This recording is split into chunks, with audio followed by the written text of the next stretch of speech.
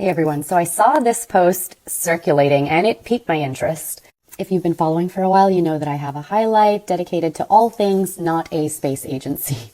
NASA apparently signs this space agreement with Nikon, you know, the people that manufacture cameras and lenses. They've been around for a really long time. This agreement was signed February 29th of this year. And what's really interesting is that the very next day, Nikon discontinues their P1000 Coolpix model, which was the only mega zoom camera in the market. Their reasoning for the agreement that they signed is that they're going to outline how they will work together to develop a handheld camera that can operate in harsh lunar environments with this Artemis 3 thing that they're working on. So that's their excuse. So naturally, I and probably many of you want to look into this a little bit more, because one day later, this was taken off after an agreement was signed with NASA. So what was this camera capable of seeing? And there's tons of videos on YouTube, and the creators aren't actually saying what you know they're thinking, but many of them were able to get pretty decent quality images and video of the moon. People were able to now notice many discrepancies in the distances that we've been told, because you can see past the human eye's vanishing point.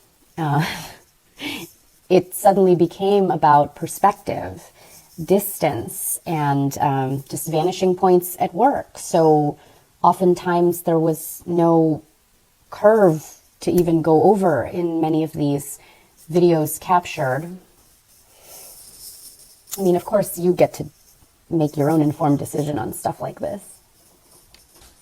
The P1000 was also able to zoom into celestial objects, stars, and reveal the true nature of them. Sony makes a cyber shot. Panasonic has a camera with a crazy zoom as well, but the most that those cameras can get to is 70 times. And what was significant about the Nikon P1000 is it got to 125 times.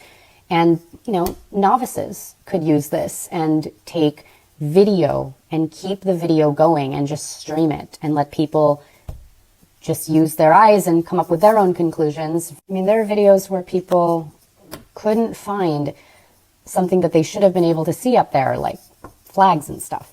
Maybe people would be more inclined to believe what this space agency put out there if they didn't openly admit that they use Photoshop. That Robert Simon guy, this is what his role is: to make imagery from Earth sciences data. I turn data into pictures. That is what you are seeing whenever they post images of space. Photoshopped pictures. Even their P900 was able to get this image of the sun versus the image that we were told the sun looks like, but it's CGI, provided by the space agency that we give billions of dollars to every year. My whole thing is, why alter the image to begin with? Don't you have the most insane technology and high-tech telescope zoom cameras? Why can't you just snap it and then show people what you captured? Why all the CGI? Okay, I take that back. Even their technology has always been just a little bit questionable to me. So what are your thoughts on this? Coincidence? Anyway, I've got a camera to purchase. You guys believe what you want. Bye.